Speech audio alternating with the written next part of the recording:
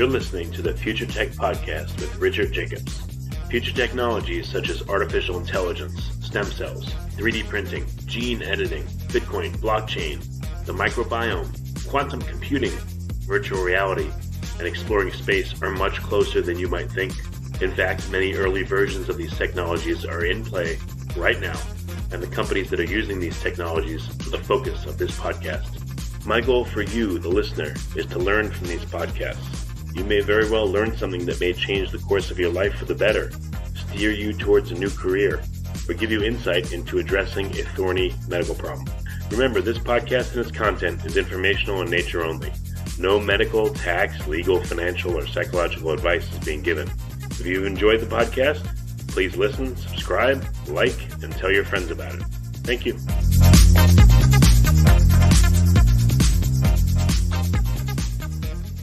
Hello, this is Richard Jacobs with the Future Tech and Future Tech Health podcast.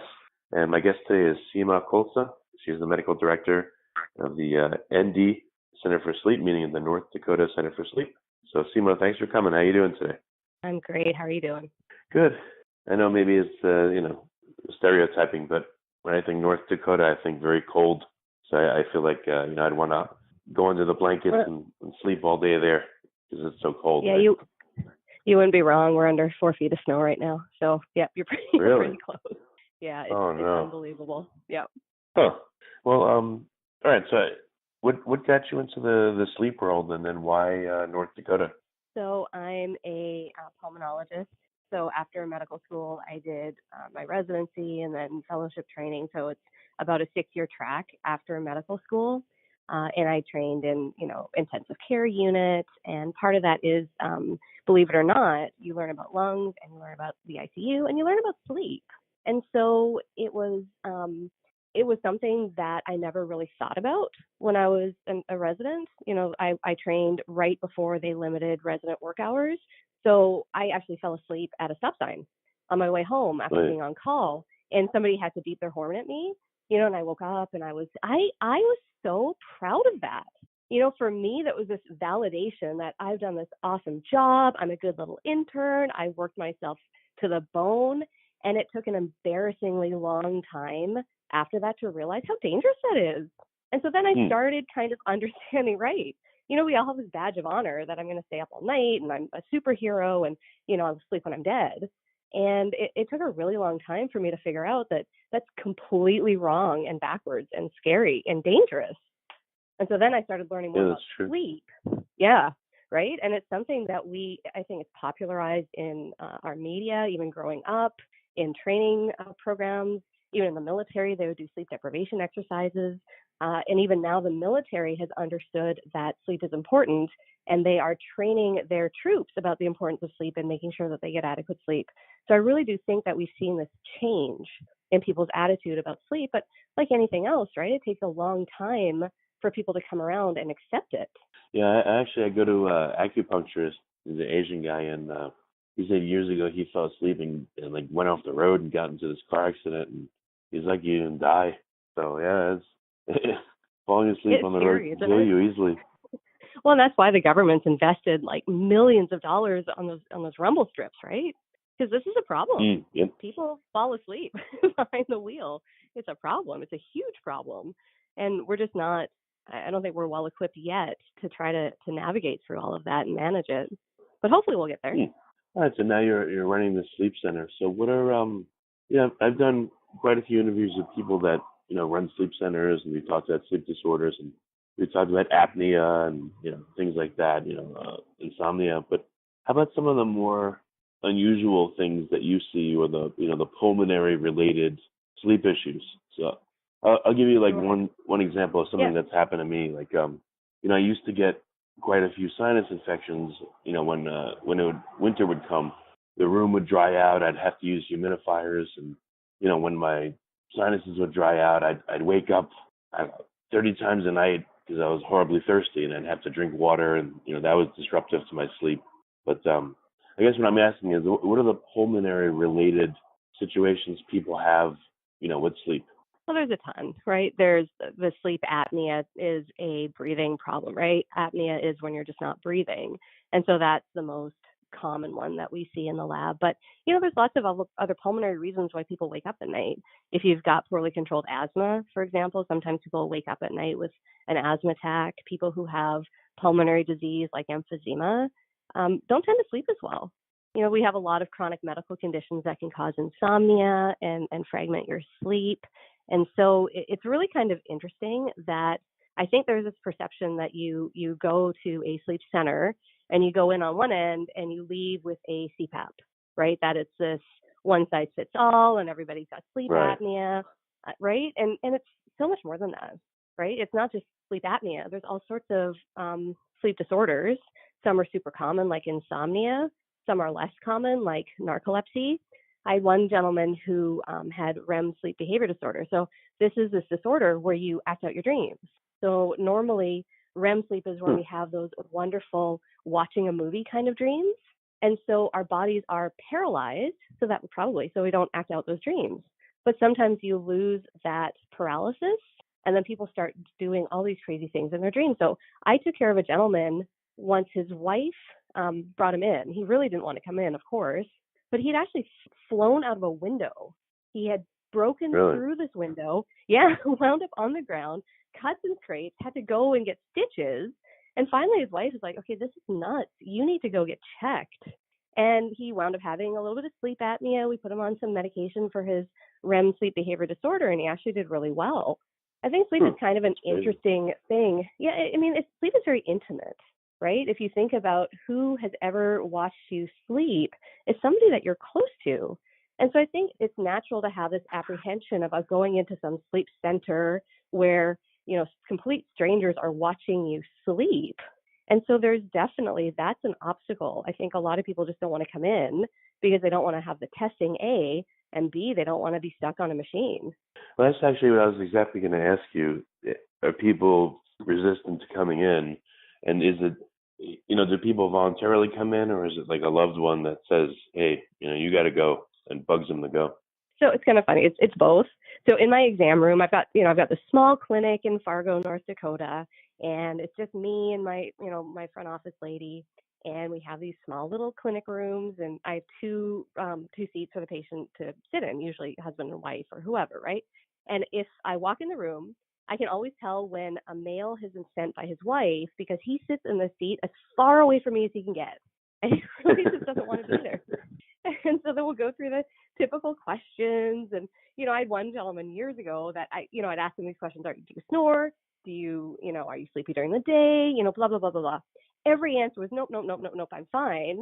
And then at the end of the visit, he actually pulls out a note from his wife saying he has apneas, he snores, he chokes, he's sleepy all the time. It was just really kind of funny that he just really didn't want to be there, really didn't want to go through the whole process, didn't want to be stuck on a machine, but clearly had a problem, clearly had sleep apnea. And so it's definitely one of those things that is underrated. So, I think we're really good if we have chest pain, right? We know that's a big, bad, ugly thing. We go to the ER. We know that's serious. I mean, how many people go to the ER because they snore, right? Very few people. That's true. And so people, right? And so people tend not to take it seriously. Well, it's a lot of these things, I would feel embarrassed. Like, I did for a number of years until I lost some weight, I did snore. And, my kids would go, Daddy snores, Dad, do you feel embarrassed? And I thought, well, if we go on a trip and everything, maybe I should get a separate hotel room. I don't want to keep everyone awake. And I felt really bad about it, And you feel like you did something wrong if you're snore, or you have apnea or all that. So, I'm sure that's what would make people not want to come in. Yeah, and I think you're absolutely right. And there's a stigma, isn't there? Years ago, I remember speaking with a young female who had, this classic sleep apnea story. And I started asking her a few questions about it. And I said, oh, well, do you snore? And she stopped. She got really upset. She looked right at me and she said, are you trying to call me fat? I said, no, not at all. Tons of skinny people have sleep apnea. And it's one of those things, you're exactly right. It's a little bit touchy, right? When we start asking about something intimate like sleep, but also this sort of, it's some people feel very judged when we're almost accusing them of having the sleep disorder and somehow it's their fault without recognizing that sometimes the sleep apnea comes first and then that leads to obesity, right? We don't Yeah, want the problem to. is culturally, sleep can be associated with being lazy itself. I mean, like for instance, I'm like a super late night owl, and people are like horrified when I tell them this. And I've been going to sleep at like 3 and getting up at 11 for 20 years, and they go, "Oh my God!" And I know society itself says, "Oh, the early bird gets the worm." You want to get up before everyone else and get working, and so there's a lot of mental stuff surrounding sleep. A lot. No, you're right, but you're in good company. Albert Einstein was a night owl. Oh, And that's there's more good. data. Yeah, see, so it's not so bad. And there's more data showing us that if we align our work schedule with our circadian rhythm, we're much more productive. And so you're right. Yeah, We well, have that's this great. idea that you've got to be up at 5 a.m, like the guys on Wall Street, and go go go go go go go. And sometimes it just doesn't fit with our circadian preference. And I think it's okay. You make sure you get adequate sleep. The sleep is good quality. And if you are fortunate enough that you get to live your life according to your circadian rhythm, more power to you. Hmm. Well, I can tell you too at that point that I was snoring a lot. I mean, who knows if I had apnea or not? But my wife and the doctor said you should go for a sleep study, and I resisted a bunch of years ago because I thought, I don't want to go to like some place and well, actually, the sleep center said, oh, you got to be here, and the sleep time is like 9 p.m. and then we kick you out at like 6 a.m. and I thought, how am I supposed to sleep at this place? It's a time where I never go to sleep. It's not my bed, not my pillow. Is to be watching me. Like I'm just gonna lay there and not sleep at all, and they'll think like I can't sleep at all, and I'm no good. So that's why I I didn't know. end up going years ago. So that was my thought And process too. you're totally right. You're exactly right. We're fortunate where we are. It's small enough that if we have somebody that has sort of a atypical sleep wake cycle, like a night owl, we'll let them come at the regular time and just hang out, and then we'll ask our tech to stay over, or we'll make arrangements for someone else to take over in the morning and just let them sleep because we want to That's capture good. them. Yeah, because it makes sense, right? You've got to capture somebody when they're used to sleeping. Or like, Yeah. I don't think, if I had to go right now and they said do a sleep study right now and go to bed, there's no way I'd fall asleep right now, right? Right. Does that mean I have Exactly. a Yep. problem? No. That just means my body's not ready for sleep yet. So yeah, it Well, that's can't good. be a one size fits all, right? You have to tailor it like anything else to the person. The goal is not to shove everybody into the same box, right? There's a ton of Mm. different sleep disorders. And I think, we get a lot of media attention on obstructive sleep apnea, for example, right? And treatment and blah, blah, blah, blah, blah. But the number one reason that we are sleepy as a country is that we just don't get enough sleep, right? We're Yeah. distracted, we're on devices, we don't get enough sleep. Yeah. And then even enough sleep. I've heard that for people it's like in the 7 to 9 hour range. It's not necessarily 8. It's not necessarily 7. Have you found that same thing? Yeah, and you're exactly right. That's the latest data that was put out. For years, we've kind of hedged our bets. For when people say, how much sleep do I need? We used to say, oh, about 6 to 8. And then a couple of years ago, some groups came together and looked at the data and said, well, actually it's 7 to 9. It's a little bit longer than we thought, recognizing that sleep need is a bell-shaped curve. And so some of us get by with less sleep and some of us need more sleep. Like ideally, I'm a 9-hour girl. If I could get 9 hours all the time, that'd be fabulous. There's no way I can, but I would Hmm. love it. I tell my kids that when they grow up and they move out of the house, I'm going to sleep till noon. Is that realistic? No, but it's, Oh yeah. it sounds fun, doesn't it? Well, you know what? Psychologically, I literally just recently discovered that I still assumed 8 is good, but in some situations where I set the alarm deliberately for 9 hours, I was able to relax, feeling I had plenty of time to get to 8. And then sometimes I did sleep 9, sometimes I slept just 8, but I felt better that way. So it was like a psychological trick for myself. That's fabulous. I'm glad. See, it's nice that you're insightful and you've thought about it, right? You've analyzed yourself and you've figured that out. And our sleep need varies from night to night. If we're super active, right? If we're fighting off a cold, so our sleep need is not carved in stone. And so a good rule of thumb is if you wake up on your own and you feel rested, that's probably enough sleep. True. Okay. Well, tell me how pulmonology comes into play with sleep. Like, what are some of the physiological things that happen, maybe that people aren't aware of, that you are aware of? Anything interesting or unique? Well, it's all interesting. kind of a sleep geek, so it's completely all interesting. But no, right now I just do sleep medicine, but there's definitely overlap. So when we don't breathe at night, that airway closes and then our oxygen level falls. And so a lot of the time when our oxygen level falls, our carbon dioxide level goes up too, and our brain wakes up. And when the brain wakes up, that airway opens up again, and then the oxygen level comes up and the carbon dioxide level goes down. And so it's really kind of incredible to watch this. So when we do sleep studies, we collect an incredible amount of data. We're watching brain waves, we're watching for sleep stages, we're watching for flow, how much air is going in and out with each, whether it's a full breath or a shallow breath.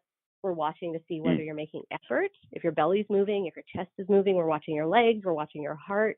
And so you can see somebody will be there and you can see that they start taking shallow breaths. You'll see that oxygen level start to fall, and then all of a sudden they'll wake up. And they don't realize they're waking up. Their brain will wake up just for, a couple of seconds, and they're right back to sleep, and they're right back to doing that same thing again. And so if you have an underlying lung disease that already makes it hard for you to exchange oxygen, sometimes we see those oxygen levels go down super fast and really low, scary low. Right. And sometimes you'll even see that What's the scary heart low? will go into the I had one guy that would drop into the 30s. So your normal oxygen level, you want it above 90. Yeah. And I was unbelievable. At first you're like, oh my gosh, is that real? Is it the probe? That can't be real. And sure enough, and you put them on treatment and it just evens it out. It comes right back out. And, So it's really so cool. for low oxygen levels, it's an apnea mask, right? The CPAP? It is. So sleep apnea is just an airway thing. The airway is collapsing, right? It's nothing that you're doing on purpose. And so you just have to work on the airway. So you either splint it open with a CPAP, right? It's just an air compressor strapped to your head, right? It just pops it open. Or you make the airway bigger. So you can pull the jaw forward with an oral appliance. It's like a bite block, and it just pulls it forward. Some people do surgery. There's even an implantable device now. It looks like a pacemaker, and it feeds a wire up to this nerve in your tongue. So it's really interesting. It's called the hypoglossal nerve. And so it's got two components. It's got a motor component and a sensory component. So the idea is that you hit the motor component so the tongue moves forward, but you don't hit the sensory component, so there shouldn't be any pain associated with it. And so you turn this thing on with a remote, and it goes on at night, and all night it just pulls your tongue forward to treat the apnea. It's really interesting. So everybody's different. Some people do great on CPAP. Some people hate it. We had one lady years ago. Yeah. Well, she thought, they put her on CPAP she came into the lab. She had sleep apnea. And typically, if you come in the lab and it's obvious that you have obstructive sleep apnea, they'll just put you on treatment right away. And so they tried to put her on this mask, and she thought they were trying to kill her. Like, she just did not like the mask. It was a horrible experience. We all had, I think, trauma from this experience for years. This is many, many years ago at a different facility. But her initial reaction was that she thought we were trying to kill her. And really, we're just trying to help treat this chronic medical condition. So we just felt horrible about the whole thing. I mean, we'd explained it to her ahead of time, right? And I don't think she just was able to put those pieces together. And so it just was terrible. And some people do awesome on CPAP. Some people, can't leave home without it. Other people do great with a dental device. Some people lose weight and their sleep apnea goes away. There's lots of treatment for sleep apnea, but cure is either weight loss or you change the anatomy, right? You do something permanent to fix that airway. And so all it is man, this is not the euthanasia center; it's the sleep center. It was one of these stories that our tech had shared with me after this terrible night, and I thought, oh, that poor thing.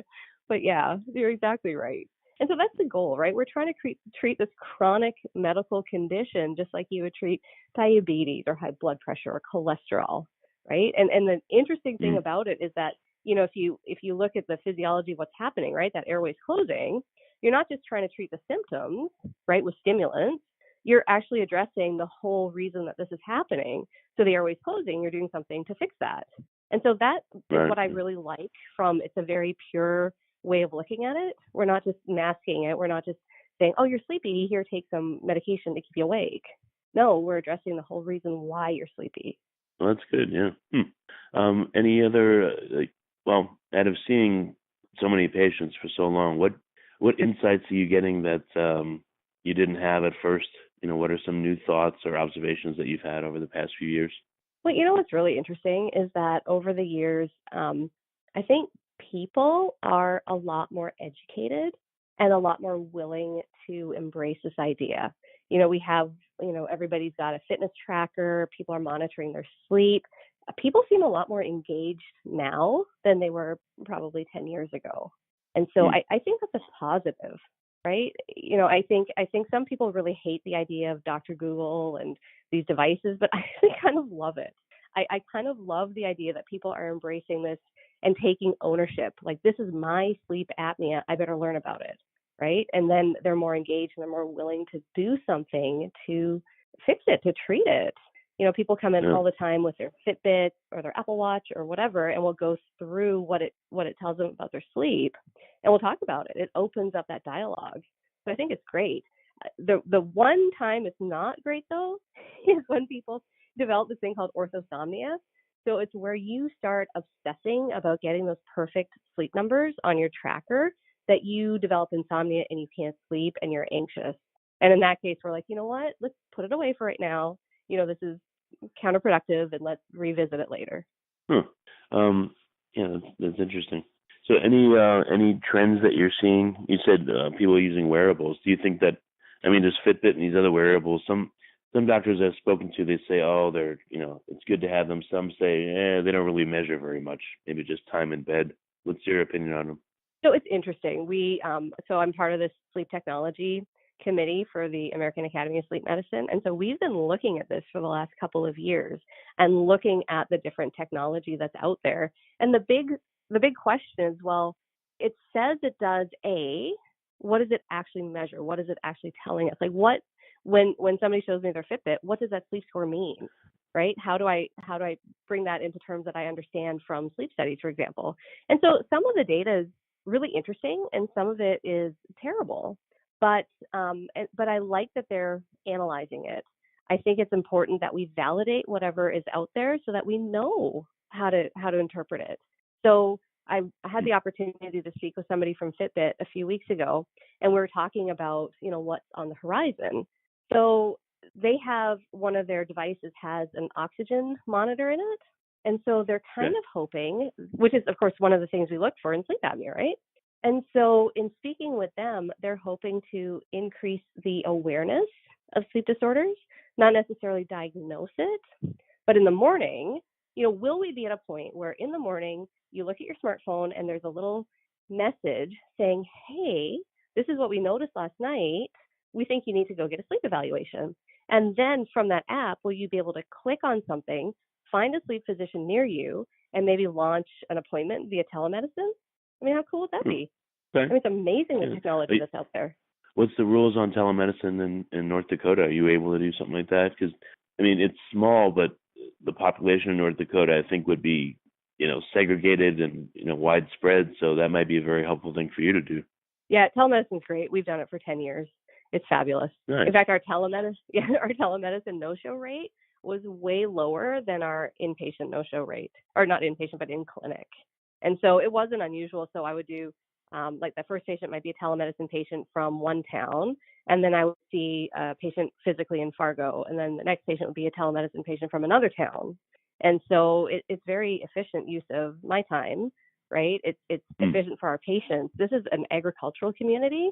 It's really hard to get farmers in, and it's even harder to say, sir, we think there's something wrong, and please drive 200 miles to see us, and then drive 200 miles back home, and then next week drive 200 miles to come in and have a sleep study, right? Sleep it's already hard enough to get people in for sleep. So we're just trying to eliminate as many barriers and obstacles as we can. We want to make it easy because this is such an important thing. Sleep impacts every organ system. Sleep impacts your eyeballs. It impacts your brain. It impacts, you pick an organ system and sleep impacts it. We need to do better at recognizing and treating sleep disorders. Well, can you say more about that? That it affects all these organs. Like, how does it affect your eyes? How does it affect some of the other ones? Yes, that's the coolest thing. So for memory, for example, so if you picture the brain, so I heard Dr. Chuck Seisler talk about this a few years ago, and so he's this world-renowned sleep doctor. Okay, he was the expert witness at the Michael Jackson trial, and he talked about sleep and he talked about the brain. And so when you think about your brain, you've got these like ups and downs, right, in your brain. If you picture it, it's like New York City. You've got these big, huge, tall buildings, and you've got these alleys in between the buildings, right? So all day, if you imagine people are tossing debris out of the windows into the alleys, and then the garbage truck comes along and sweeps it all away. So they did animal research, and what they found, they would have these little mice on these microscope platforms, and when the mice would fall asleep, there was a change in the structure of their brain. And what they would see is that those big, tall buildings would shrink, and the alleys would get really wide, and all that debris was swept away during sleep. And when they analyzed that debris, some of it is beta amyloid, and that's one of the substances that's been implicated in Alzheimer's. So this is really interesting, right? Is sleep protective for our memory? Maybe. It's fascinating. Yeah, when you sleep, things get cleaned up. Yeah. Yeah, right. And so so I'm Canadian, and when I wanted to stay in the States, I had to work in an underserved area, and so I wound up moving to North Dakota from Georgia. And in my old office, there was an eye doctor that was right next to my office. And this guy was so smart. At least maybe once a month or twice a month, he would march a patient down the hallway, knock on my door, and say, okay, you have to see this patient today. And it was some weird eye thing that he saw, whether it was like a blood clot in the eye or pressure or whatever. Every single one had sleep apnea. Everyone. And he would pick it up on an eye exam. Wow. Yeah, it was amazing. Huh. That's really incredible. Yeah. I mean, there's just so much, right? Sleep is a great equalizer. It doesn't matter who you are. If you're rich, if you're poor, if you're educated, you're not. We all need to sleep. And we need to sleep well to function well. And so that whole idea of I'll sleep when I'm dead, right? It's antiquated. If you don't sleep enough, you're going to be dead quicker than if you get adequate sleep, and you're going to enjoy your life more and be healthier if you sleep well. No, that's true. That's true.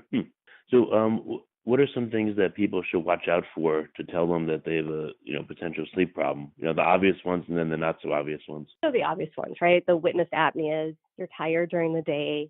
The not so obvious ones, if you have high blood pressure and it's really hard to control, like sometimes we'll get these guys in that are really, really thin, and they're on 2 or 3 medications and they just can't get their blood pressure controlled. A lot of them have sleep apnea. There's a huge link with diabetes. So much so that if you get diagnosed with diabetes, you really should be screened for sleep apnea, and vice versa. A lot of memory people who wake up with headaches in the morning, a lot of neurologists are really good about saying, hey, I think this morning headache is because you have sleep apnea, and they'll send them into the lab for a study.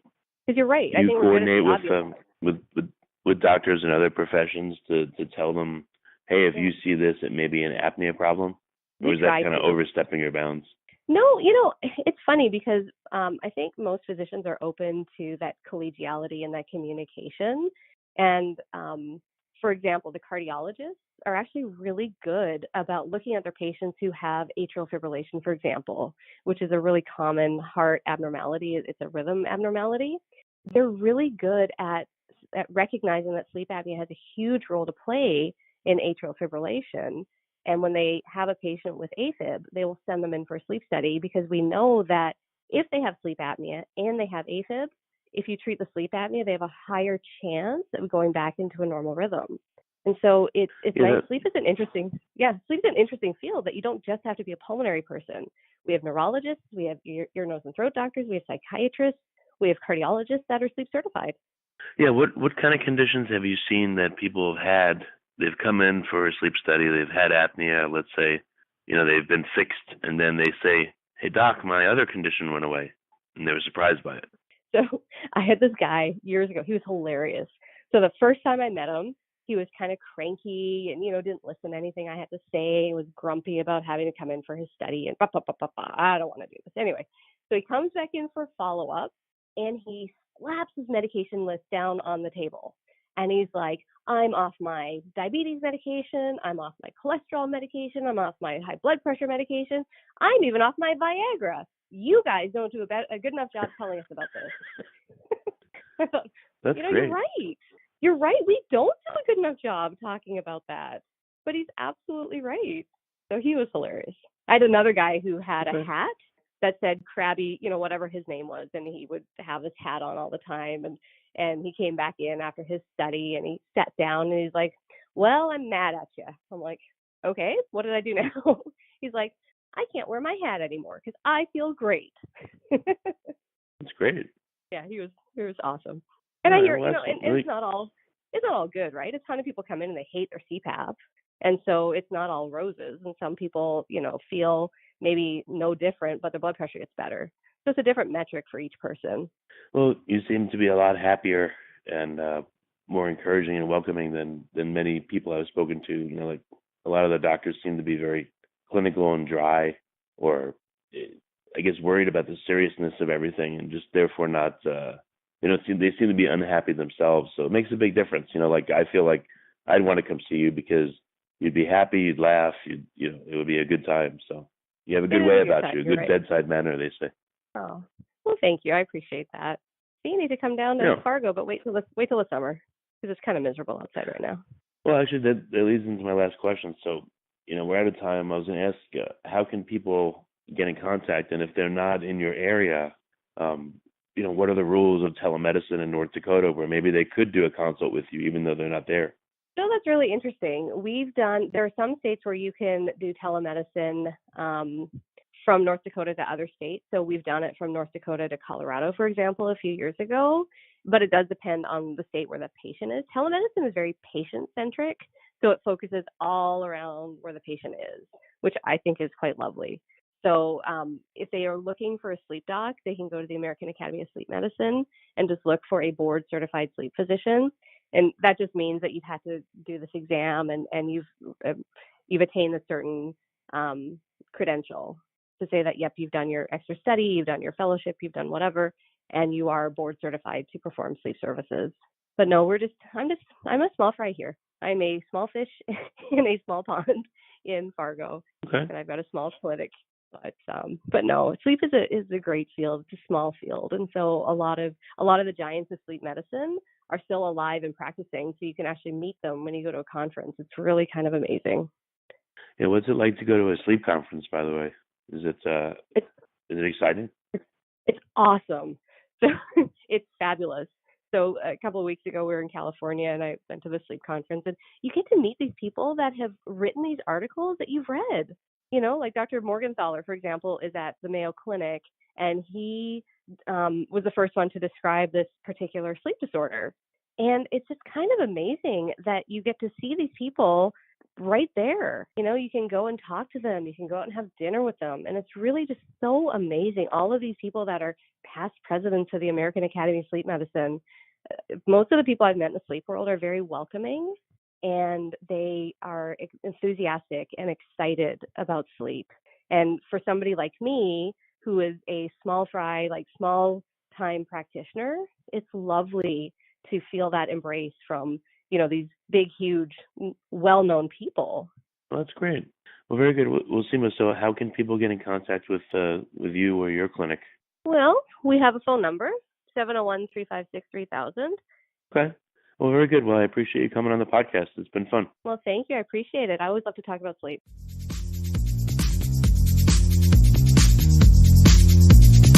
You're listening to the Future Tech Podcast with Richard Jacobs.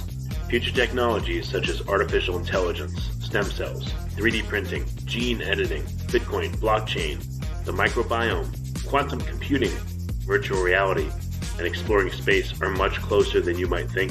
In fact, many early versions of these technologies are in play right now, and the companies that are using these technologies are the focus of this podcast. My goal for you, the listener, is to learn from these podcasts. You may very well learn something that may change the course of your life for the better, steer you towards a new career, or give you insight into addressing a thorny medical problem. Remember, this podcast and its content is informational in nature only. No medical, tax, legal, financial, or psychological advice is being given. If you've enjoyed the podcast, please listen, subscribe, like, and tell your friends about it. Thank you.